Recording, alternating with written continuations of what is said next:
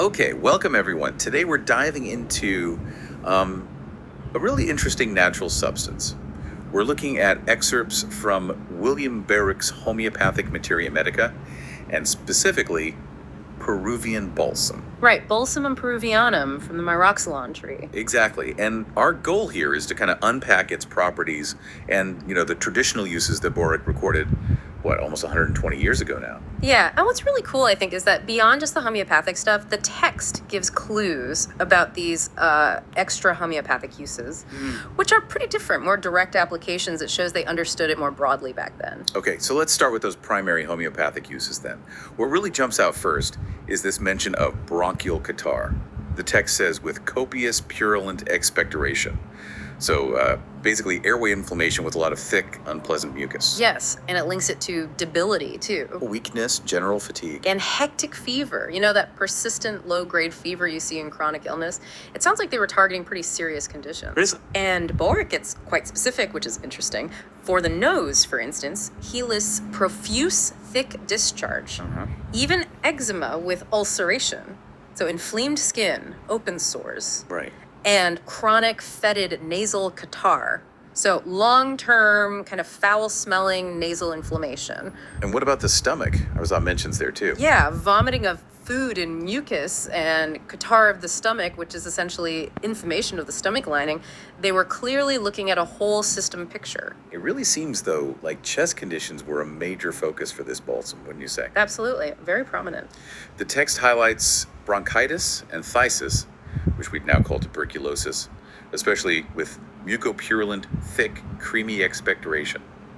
That description is quite vivid. It really is thick, pus-like, creamy stuff. And it mentions specific signs like loud rales in the chest, those crackling lung sounds, and a very loose cough, plus those classic symptoms, hectic fever and night sweats.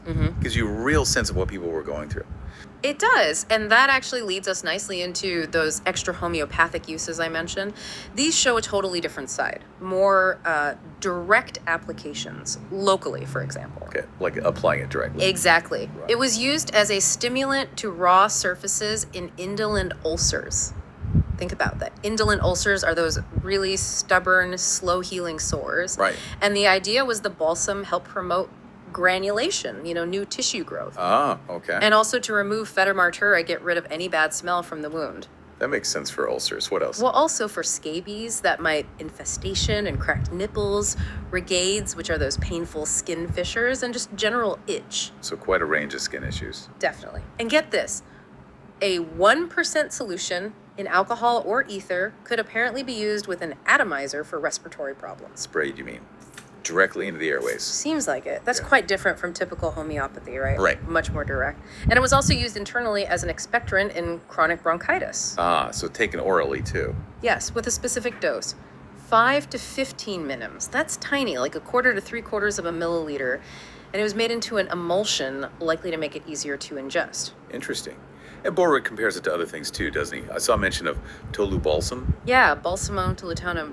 For similar chronic bronchitis conditions with lots of expectoration, he also compares it to oleum caryophyllum oil of cloves for profuse septic expectoration. So they were definitely categorizing these things based on observed effects, seeing patterns. Precisely. Grouping things that seem to work in similar ways for similar problems. So wrapping this up, when you look at Boericke's entry, Peruvian balsam really comes across as incredibly versatile, doesn't it? It really does. I mean, from serious respiratory issues like chronic bronchitis, maybe even TB, to skin problems like ulcers and scabies. and even digestive complaints, it's a surprisingly broad picture from this one historical source. Which kind of leads to a final thought, doesn't it? Digging into these old texts like a Materia Medica, how does it change how we think about these traditional remedies? About just how diverse their uses actually were. Yeah.